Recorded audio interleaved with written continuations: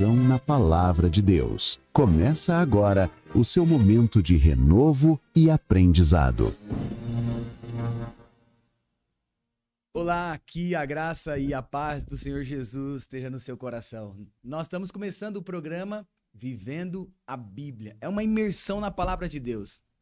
Tudo que nós somos está aqui. Essa é a história de Deus para a sua e para a minha vida. E conhecê-la nos transforma.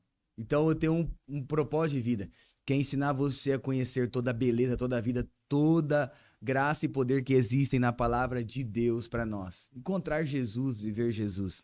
Você tem sua Bíblia? Pegue ela. Nós estamos na jornada do Evangelho de João. Um evangelho que fala sobre quem Jesus é e especialmente sobre todas as suas características como Senhor e Salvador. Hoje nós vamos no capítulo 4. E eu quero guiar a gente por um tema que nossa alma, ela é um poço de sede. Nós temos sede. Todos nós temos sede. E o capítulo 4 de João vai falar exatamente isso para nós. Você está com sua Bíblia? Nós vamos estudá-la, nós vamos falar sobre ela. E hoje nós vamos nos concentrar nesse capítulo 4. Pegue ela, vamos ler juntos. Eu quero ler e você pode acompanhar. Jesus sabia que os fariseus tinham ouvido dizer que ele batizava e fazia mais discípulos que João, embora Jesus mesmo não os batizasse, e sim seus discípulos. Assim deixou a Judéia e voltou para a Galiléia. No caminho, teve de passar por Samaria. Chegou ao povoado samaritano de Sicar, perto do campo que Jacó tinha dado a seu filho José. O poço de Jacó ficava ali. E Jesus, cansado da longa caminhada, sentou-se junto ao poço por volta do meio-dia. Pouco depois, uma mulher samaritana veio tirar água e Jesus lhe disse: "Por favor, dê-me um pouco de água para beber." Naquele momento, seus discípulos tinham ido ao povoado comprar comida. A mulher ficou surpresa, pois os judeus se recusam a ter qualquer contato com os samaritanos. "Você é judeu e eu sou uma mulher samaritana", disse ela a Jesus. "Como é que você me pede água para beber?" Jesus respondeu: "Se ao menos você soubesse que presente Deus tem para você e com quem está falando, você me pediria e eu lhe daria a água da vida. Mas você não tem nem corda, nem balde, e o poço é muito fundo", disse ela. "De onde você tiraria essa água da vida? Além do mais, você se considera mais importante que nosso antepassado Jacó, que deu-nos esse poço? Como pode oferecer água melhor do que este que Jacó, seus filhos e seus animais bebiam?" Jesus respondeu: "Quem bebe desta água logo terá sede outra vez, mas quem bebe da água que eu dou nunca mais terá sede. Ela se torna uma fonte que brota dentro dele e lhe dá a vida eterna." "Por favor, Senhor, dê-me dessa água", disse a mulher. "Assim eu nunca mais terei sede, nem precisarei vir aqui tirar água." "Vá buscar seu marido", disse Jesus. "Não tenho marido", respondeu a mulher. Jesus disse: "É verdade, você não tem marido, pois teve 5 maridos e não é casada com o homem com quem vive agora. Certamente você disse a verdade." "O Senhor deve ser profeta", disse a mulher. "Então diga-me, por que os judeus insistem que Jerusalém é o único lugar da adoração, enquanto nós, os samaritanos, afirmamos que é aqui no monte Gerizim onde devemos adorar?" Jesus respondeu: "Crê em mim, mulher. Está chegando a hora em que já não importará se você adora o Pai neste monte ou em Jerusalém." Até aí, por enquanto. Nós vamos estudar essa parte e depois continuamos a leitura desse texto. Olha só, Jesus tem um encontro, o famoso encontro de Jesus com a mulher samaritana. Uma mulher que está indo buscar água no poço. Um poço conhecido por todos aqueles do povoado de Sicar, pois era aquele poço que abastecia a cidade. Nós precisamos lembrar que na época não havia um encanamento que levava água até as casas.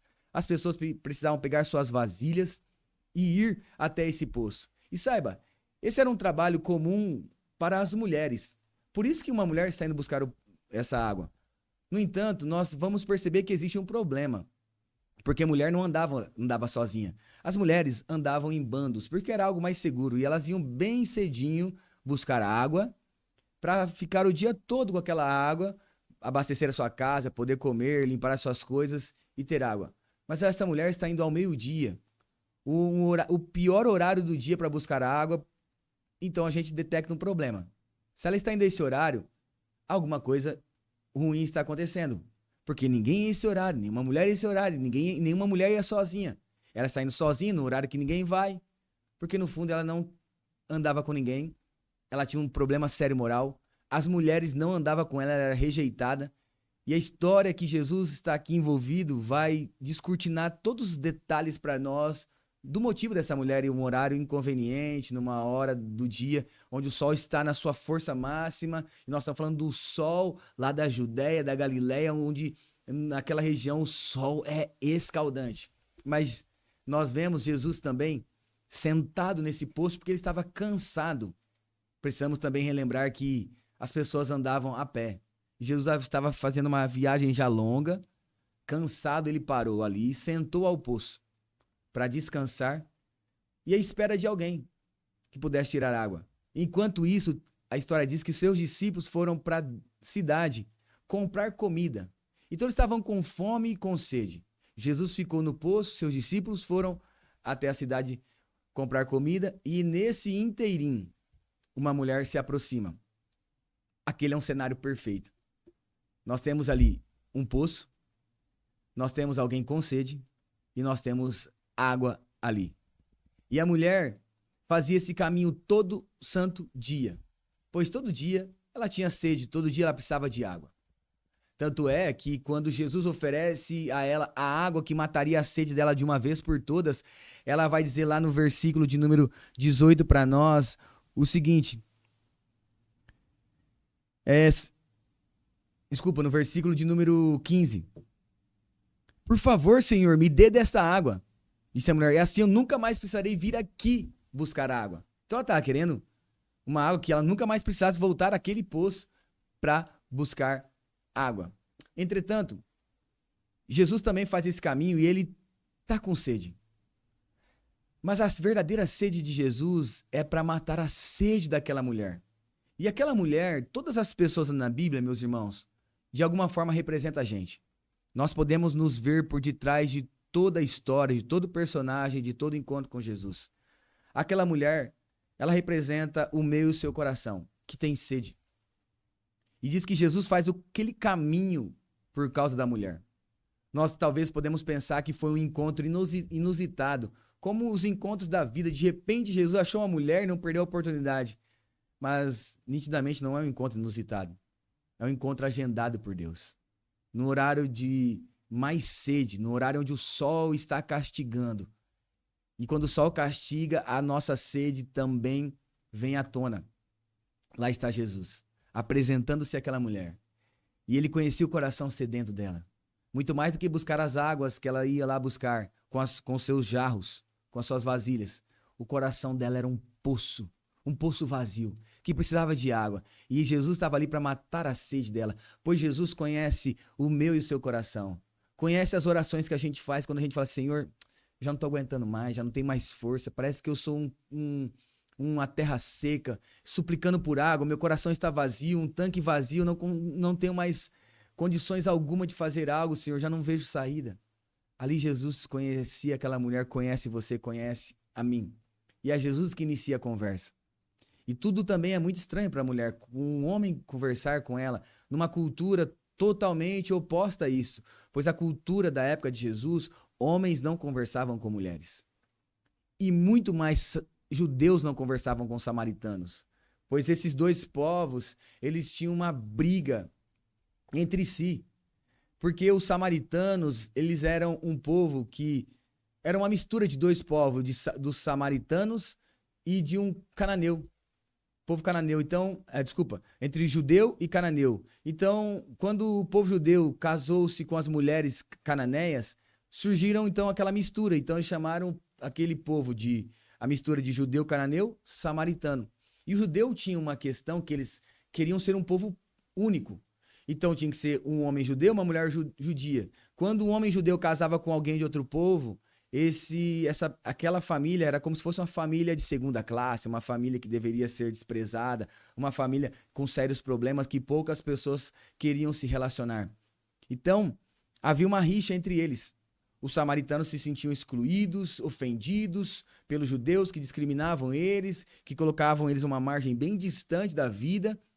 E os samaritanos também, e os judeus faziam isso, os samaritanos odiavam eles, e os judeus odiavam os samaritanos porque achavam que eles eram um povo misturado. Então, por ser misturado, não pertence a gente. Havia muitas questões ali entre esses dois povos. Tanto é que quando Jesus conta uma parábola, que talvez é uma parábola que reflete mais o caráter do evangelho, a principal parábola do evangelho é Lucas 15, que é do filho pródigo com o filho mais velho, dos dois filhos.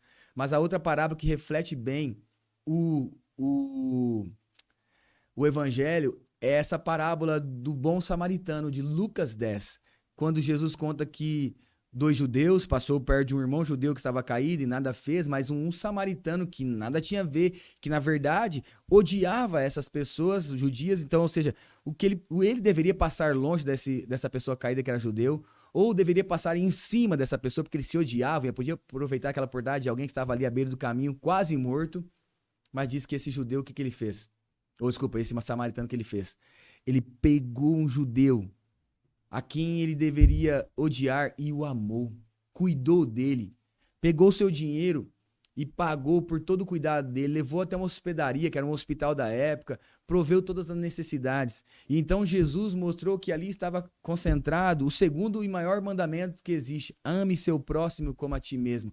E deu exemplo de um judeu e um samaritano, que eram duas pessoas que não tinham nenhuma amizade, na verdade tinham inimizade, brigavam entre si, se odiavam. De repente um samaritano amou, perdoou e o abençoou. Então ali Jesus conta uma palavra que é chocante, porque eles não tinham nenhuma afinidade, na verdade eles tinham rivalidade. E agora Jesus é um judeu e está conversando com uma samaritana, é por isso que ela fica: como é que você, sendo judeu, fala comigo? Nós não se falamos, nós nos odiamos. Nós temos uma barreira cultural entre nós, porque vocês se acham melhores. Mas Jesus começa a quebrar todos os protocolos para alcançar o coração dessa mulher. E saiba, Jesus, ele é o bom samaritano. Por quê? Porque ele veio ao meu seu encontro. Nós estávamos um dia caídos, perdidos, com uma sede. E ele viu nossa sede. Ele investiu nossa vida, ele deu sua vida por nós. Ele nos abençoou, ele nos amou. Ele deu o passo, foi ele que nos alcançou. Se hoje eu e você cremos em Jesus, foi porque ele nos amou. Se hoje eu e você amamos Jesus, porque ele amou primeiro. Se nós o aceitamos, foi porque ele nos aceitou primeiro, quis ser nossos amigos, quis ser nosso amigo, quis nos salvar, quis nos perdoar. Foi ele que deu o primeiro passo. E ele faz isso.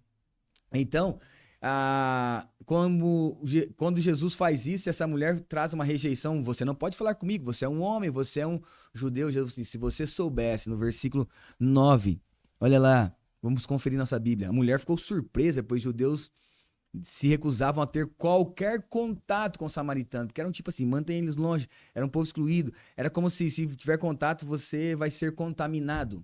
Aí diz que: você é judeu, sou uma mulher samaritana. Jesus respondeu: se você ao menos soubesse o presente que Deus tem para você e com quem está falando, você pediria e eu lhe daria a água da vida.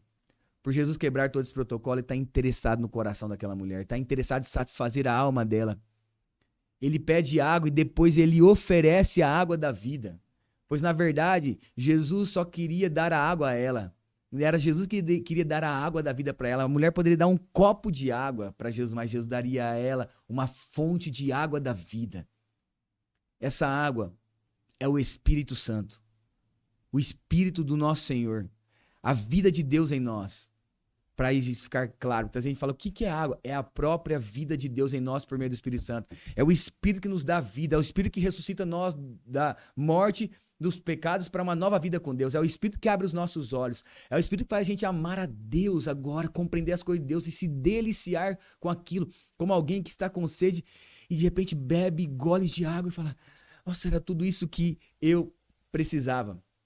Sabe, nós como cristãos também aprendemos com Jesus, pois Jesus quebrou todos os paradigmas da época para alcançar o coração daqueles que tinham sede, para que elas conhecessem ele como a água da vida.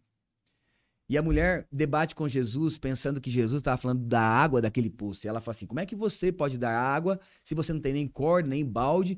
E você também está dizendo que essa água aqui não presta e você tem uma água melhor do que Jacó. Saiba, Jacó há milhares de anos bebeu desse poço, seus filhos beberam, seus gados beberam, todas as pessoas beberam e nós estamos bebendo.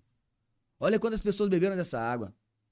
Mas ali estava o verdadeiro filho de Jacó, Jesus. Pois na genealogia de Jesus, o seu pai chamava, o avô de Jesus chamava Jacó. E ali, a Bíblia vai dizer assim que é o poço de Jacó que deu ao seu filho José. E ali estava verdadeiramente um filho de José, Jesus, filho de José, neto de Jacó, outro José e outro Jacó, tá? Não era o mesmo lá, não, mas mostrando que a história se liga. Deus está contando uma história maravilhosa e perfeita. E aquele agora que está ali, ele tem a água da vida, ele tem poder para nos dar a verdadeira vida, a vida eterna. Então, de repente, quando Jesus oferece água a essa mulher, e ela fala, então me dá, pois eu quero, nunca mais quero voltar a esse poço. Pois ir àquele poço sozinha mostrava que ela era uma mulher moralmente perdida. As mulheres não queriam andar com ela. Ela tinha sério problema. E qual que era o problema dessa mulher? Por que ela está indo naquela hora? Por que ela está indo sozinha? E qual que era a sede dela? Quando Jesus oferece essa água e ela se interessa por essa água, de repente Jesus muda a conversa 180 graus. Ele está indo para cá. Mas agora ele faz uma curva e vai para lá. Parece, o que ele está falando? Porque olha o que o Senhor Jesus diz a ela no versículo de número 16. Pois no versículo 15 ela fala assim, me dá dessa água que eu não preciso nunca mais vir aqui. Aí Jesus fala no versículo 16, vá buscar o seu marido. O que o marido dessa mulher tem a ver com a água, com a sede dela e com a vida dessa mulher? Parece que Jesus está mudando o tom da conversa, mas ali Jesus está indo no centro do problema. Qual que é a resposta dessa mulher quando Jesus pede ela buscar o seu marido? Ela fala, eu não tenho marido. Aí Jesus diz assim, você disse bem. Você já teve 5 maridos. E o que você vive agora, você não é casada com ele. De repente aquilo liga um alerta na vida da mulher. Por quê? Jesus fala aquilo. De repente ele muda o tom da conversa para 180 graus. Estava falando de água, de poço, de sede. De repente ele fala de marido. Porque ali Jesus vai ao cerne do coração da mulher. Aonde ela estava buscando matar a sede da alma dela. Todos nós temos sede. Você tem sede. Eu tenho sede. A nossa alma tem sede. Existe uma sede dentro de nós. Isso é de Deus. Só que o pecado corrompeu. É como se ele mudou o dispositivo. E aquela sede que nós nascemos para ter sede de Deus, nós começamos a buscar em outras coisas. E essa mulher buscava em homens, em relacionar com homens, nos braços de homens, nos beijos, numa vida com homens. E ela já tinha 5 maridos e agora está no 6º. E diz que o 6º que ela está não é dela. Nós não sabemos se ela era de outra pessoa ou se ela está vivendo uma vida qualquer com um homem. Apenas um caso e não era casada. Então Jesus vai ali mostrando, você está buscando matar a sede da sua vida nisso. Pois todos nós buscamos em alguma coisa. E é ali que Jesus consegue o acesso ao coração daquela mulher. A sede que ela tinha, que ela pensava que seria satisfeita em algum momento, era nos relacionamentos com homens, com pessoas. E muitas vezes a gente acredita nisso, não é mesmo? Muitas vezes vai dizer que você nunca acredita que se você tiver o dinheiro que você tanto sonhou, aquela promoção no emprego, se você alcançar aquele objetivo, se você tiver aquele tanto de pessoas te seguindo, se você tiver comprar aquilo que você tanto sonhou, se você tiver aquela família, se você tiver assim, nós começamos a criar planos e sonhos, começamos a cavar poço, cavar, dizendo, porque aqui tem água, e quando eu beber essa água, eu vou encontrar um poço ali que vai matar minha sede, e eu nunca mais vou ter sede. Só que a vida prega-nos uma peça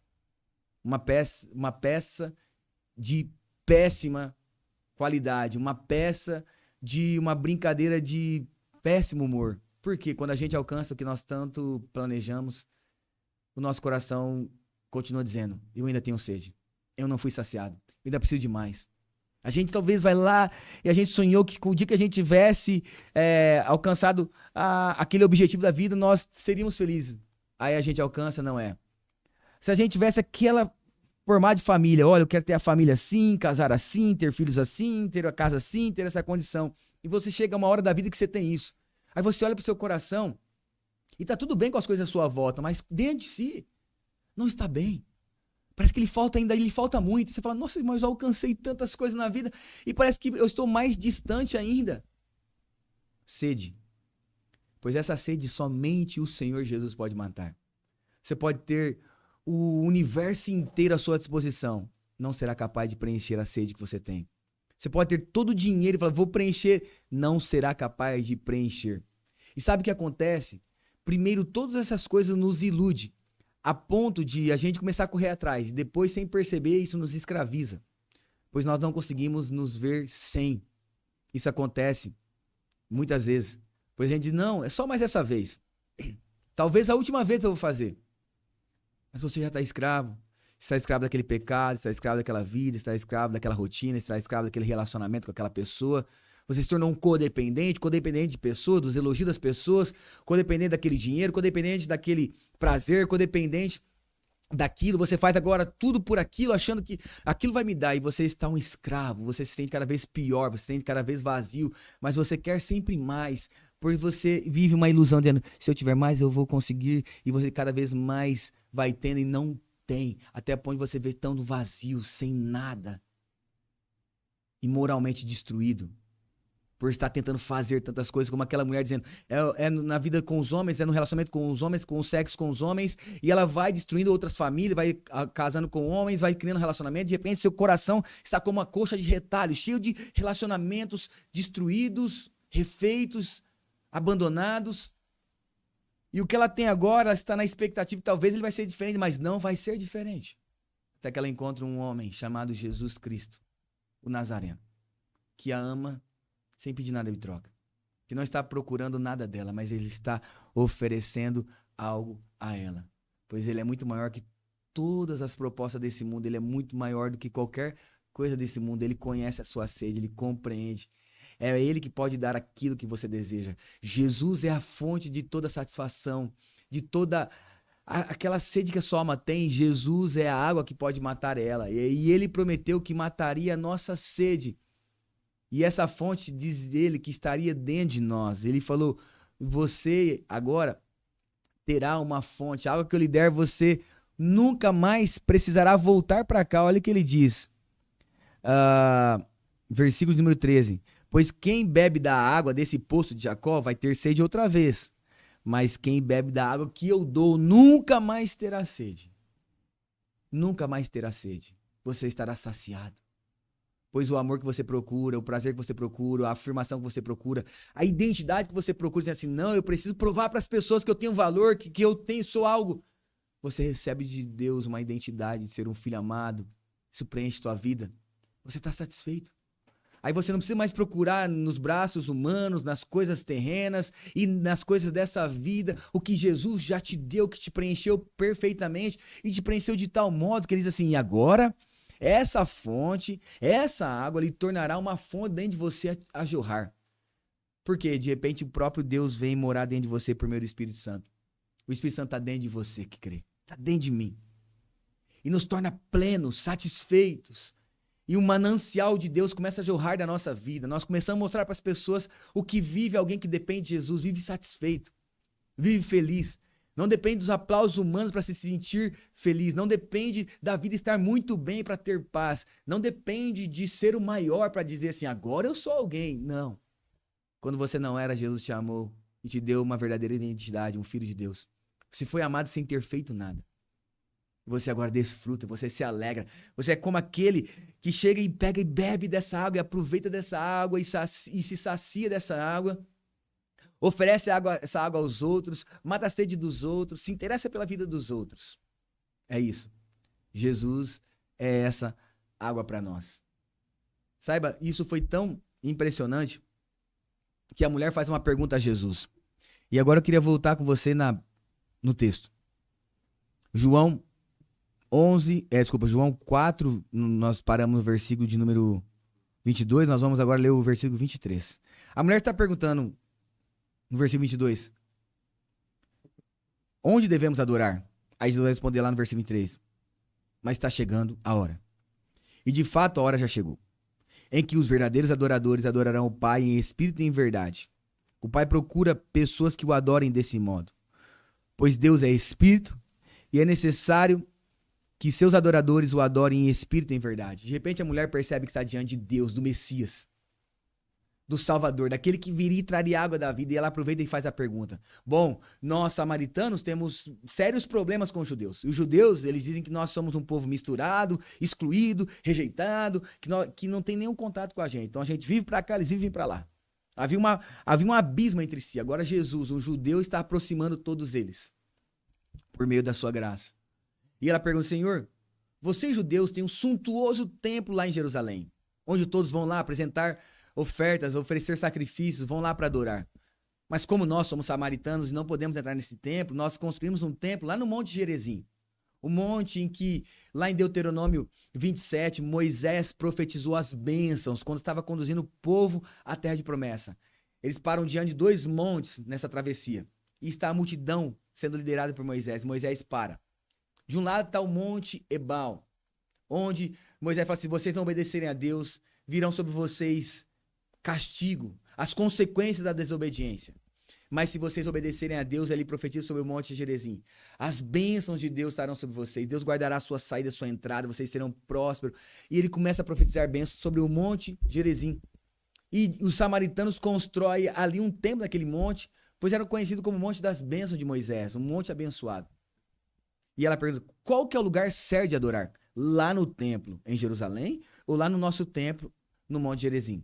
Aí Jesus muda o endereço, fala assim, não é mais um templo de pedras, construído por mãos humanas, mas agora, mulher, Deus está procurando verdadeiros adoradores, pessoas, pois agora que vai adorar é em espírito e em verdade. Você não vai levar mais um sacrifício, um animal, você vai levar a sua vida como um sacrifício, é em espírito e em verdade. Agora você se torna adoração, conforme Romanos 12:1 vai dizer assim, que nós devemos entregar o nosso corpo como sacrifício vivo, santo e agradável a Deus, pois esse é o nosso culto racional a Deus. Agora é um culto feito pela nossa vida. Deus não está procurando adoração, Deus está procurando adoradores. Deus está procurando gente que, ao se encontrar com Ele, rende a sua vida, se entrega inteiramente, entende que Ele é a água da vida, que Ele é o poço de Deus, que Ele é a fonte inesgotável de Deus. Lá estava, junto ao poço de Jacó, a fonte de Deus. Junto àquelas águas que todos bebiam, que precisavam todos os dias voltar a beber, aquele que dá água e de uma vez por todas mata a nossa sede. Ali estava Jesus. E a pergunta agora mais importante, a mulher está diante dele e percebe então que é com a nossa vida, é com tudo que nós somos. De repente Deus muda o endereço, não é mais lá em Jerusalém, não é mais lá em Gerizim, no monte, mas é no seu coração, no meu e no seu coração. Pois o Espírito, a fonte da vida, habita aqui dentro de nós. Essa fonte a jorrar. Essa água da vida está aqui dentro, na nossa vida. Nós se tornamos agora o lugar da adoração para Deus. Deus vive em nós, Ele quer ser adorado por nós. Ele quer ser adorado em espírito e em verdade, ou seja, com tudo que nós somos aqui dentro, com o nosso corpo, com o nosso coração, com os nossos sentimentos, com os nossos pensamentos, com a nossa vida.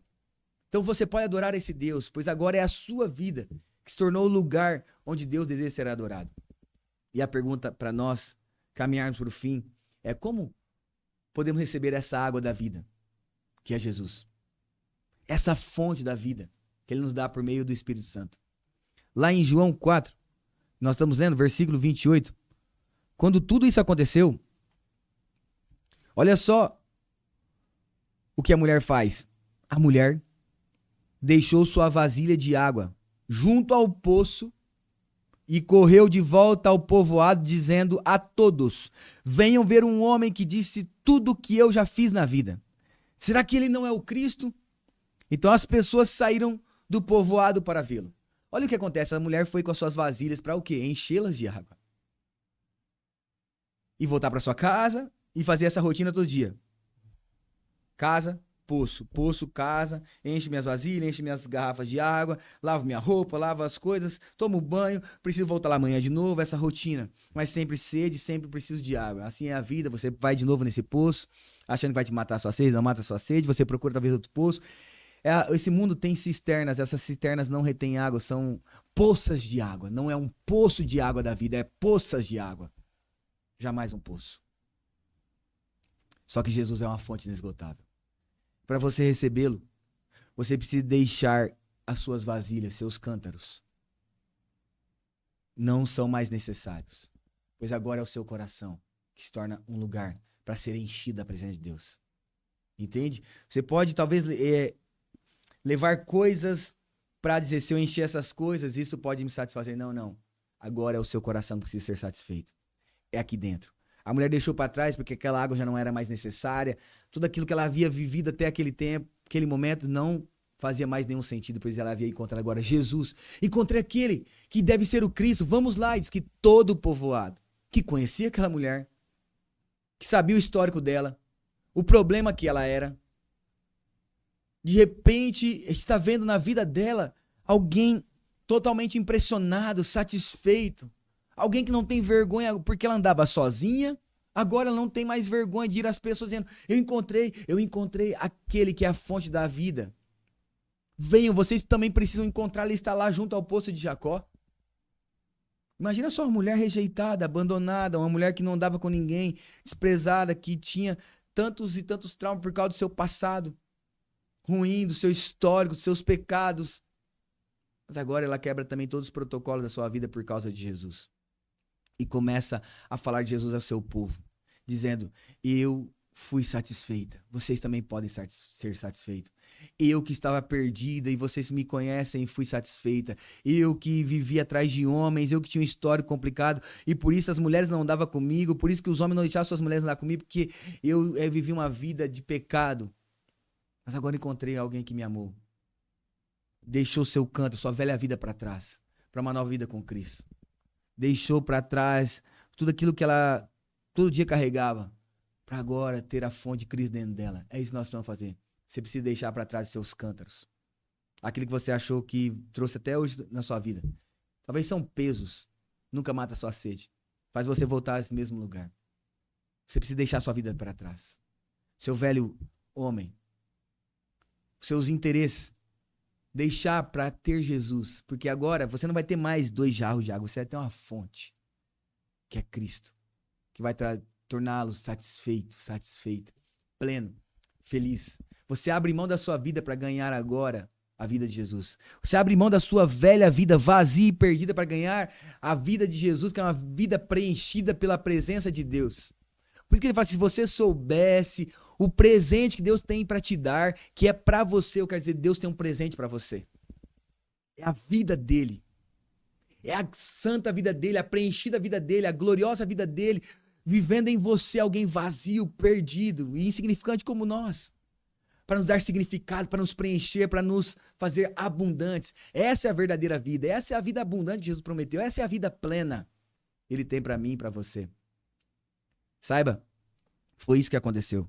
Jesus, na cruz, experimentou uma sede absurda, porque Jesus viveu com uma sede também. Ele tinha sede de matar a sede do coração daquela mulher. Ele tem sede de matar a tua sede. Jesus, a sede que ele tem é fazer você encontrar a água que ele tem para te dar. E ele não desistirá até você encontrar essa água. E a Bíblia diz que ele foi até as últimas consequências.